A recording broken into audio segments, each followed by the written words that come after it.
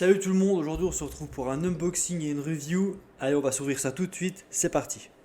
Aujourd'hui je vais vous présenter la SAH02 préparée, customisée par OPS Factory, donc par OPS Store. Donc on va commencer directement avec tous les papiers qu'il y a à l'intérieur, les manuels. Donc on a déjà le manuel Specnard, du coup, modèle de la réplique SAH02. On a les tests du chrony d'X Synchrone, donc elle tape environ à 324, 320, maxi 326. Ça a été fait en bille de 6 mm à la 0,20 g, température 25 degrés. On va passer au test de chez OPS Store du coup. Contrôle qualité atelier, 416 Stan Ragnarok, c'est le modèle de ma réplique. Le passage au chrony à la 0,20, 330, 335, 333, 331, 332,5.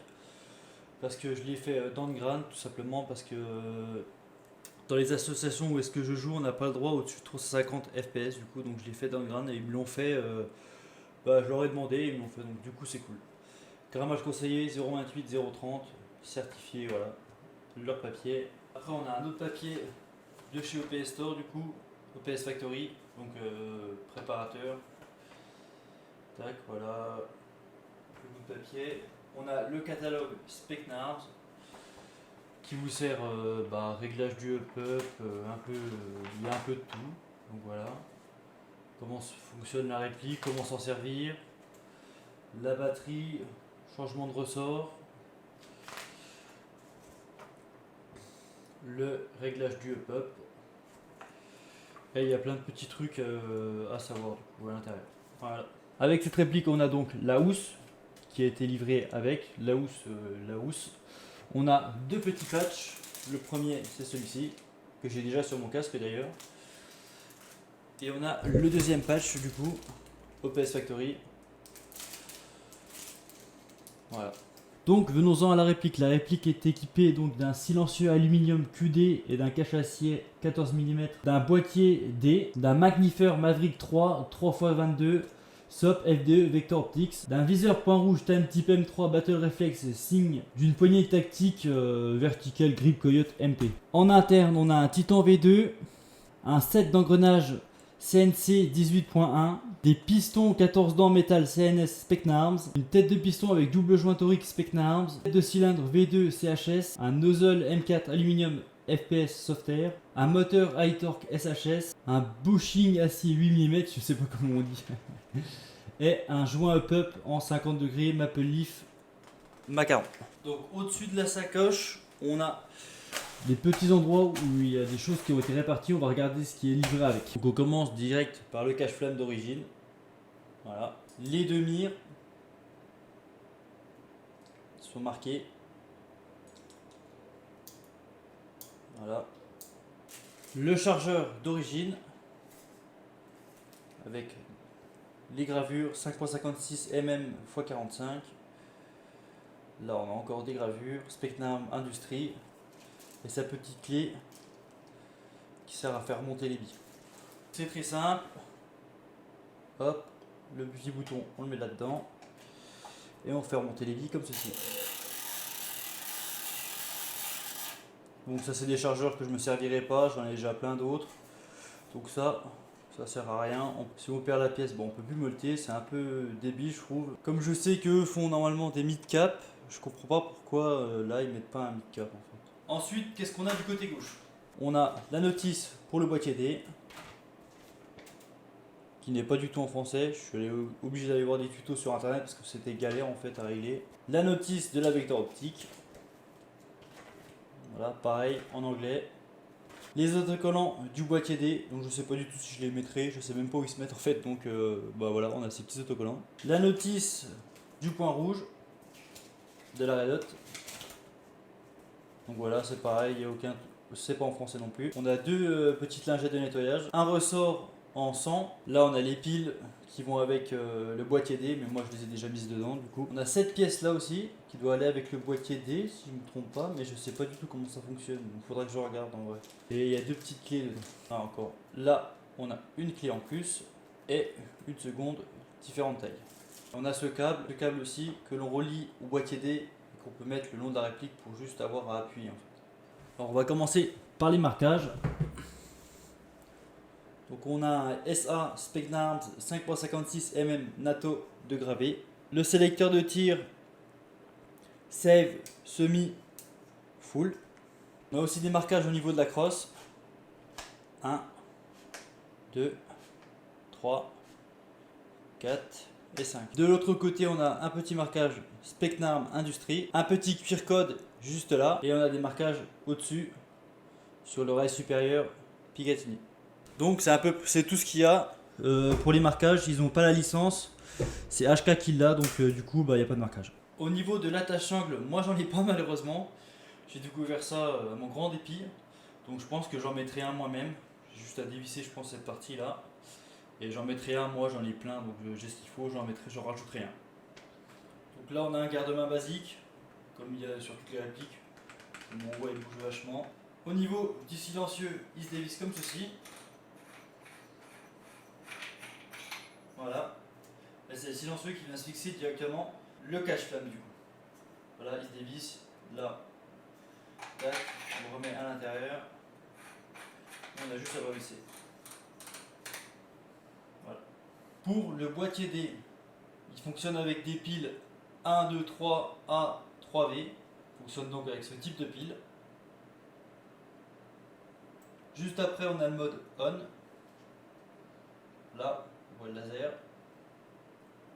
Donc c'est le mode où est-ce que je dois rester appuyé si je relâche, ça s'enlève. Et là, on a le mode où il reste en tout temps du coup.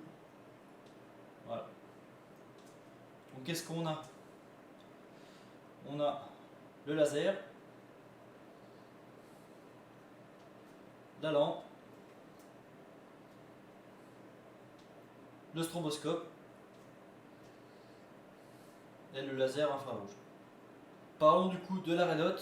Là cette partie est enlevée parce qu'on met les petites piles qui sont fournies avec juste là-dedans. Je les ai pas remises. Donc hop, on ouvre là.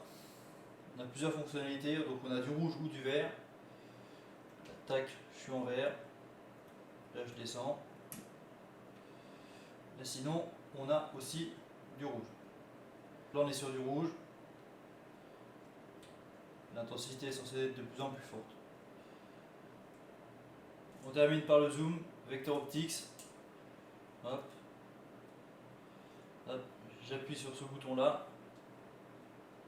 Ça me permet de décaler la red hot du coup.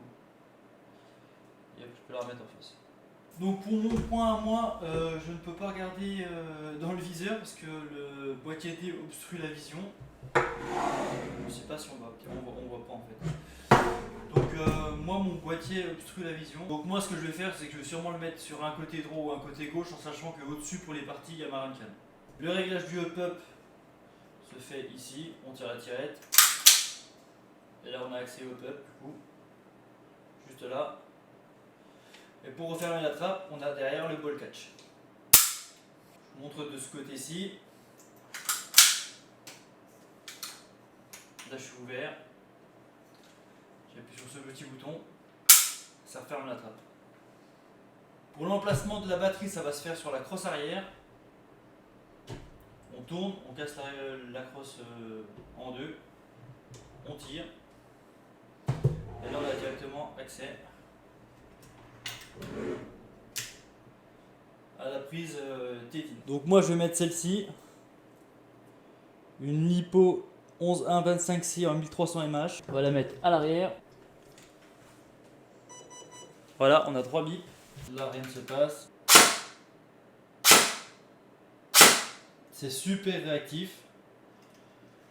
Et en mode full, elle est bridée sur semi là. Et je n'ai pas ce qu'il faut pour justement modifier, donc c'est un peu dommage. Donc voilà, on a la réactivité. C'est super sensible. J'appuie à peine.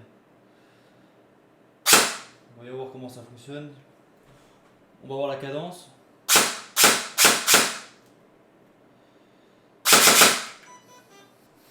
Au niveau des chargeurs, j'ai 4 modèles de chargeurs moi, donc on va voir s'ils sont compatibles ou pas. On va commencer directement avec le Tornado. C'est un 170 bis si je ne me trompe pas. C'est le plus gros chargeur que j'ai.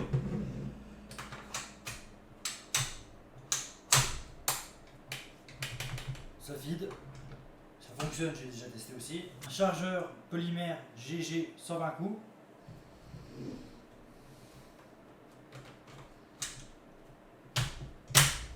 Ça feed, mais le problème c'est que c'est à retirer le chargeur, c'est la galère. Il est très dur à mettre à l'intérieur, il est très dur et je crois que celui-ci se met dedans mais ne feed pas. Chargeur CHS polymère mid-cap 120 billes.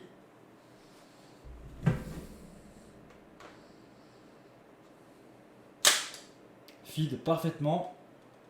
Il y a un tout petit peu de jeu, mais il fonctionne, j'ai essayé aussi.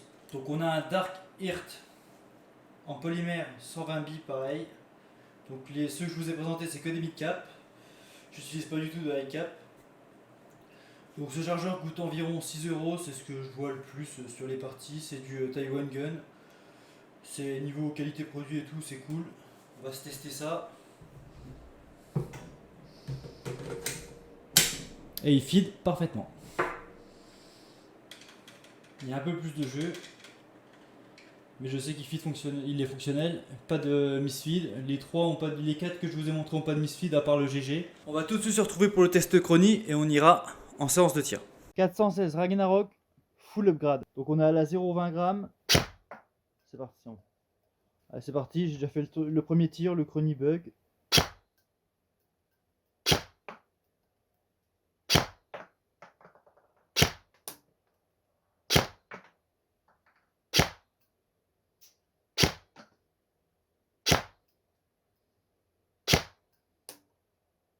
Donc comme j'ai pas de full sur ma réplique, j'ai que semi-semi, on va essayer d'enchaîner les tirs rapidement, voir ce que ça donne.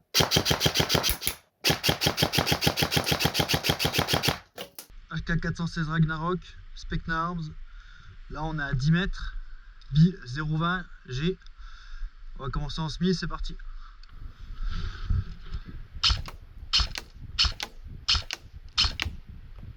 Putain la cible s'est barrée.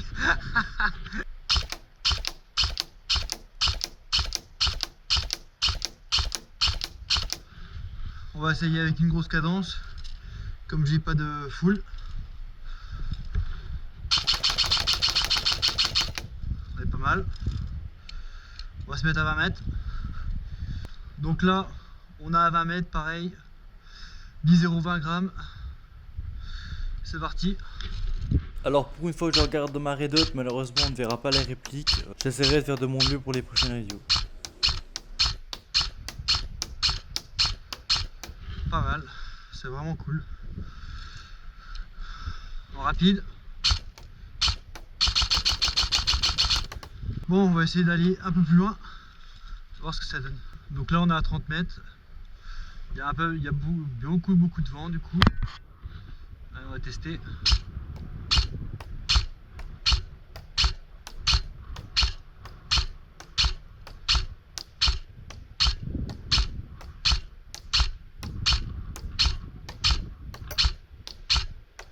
Voilà.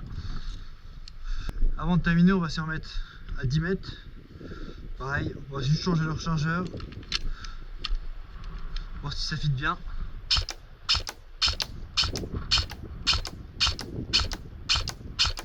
Nickel. Pas de misfeed.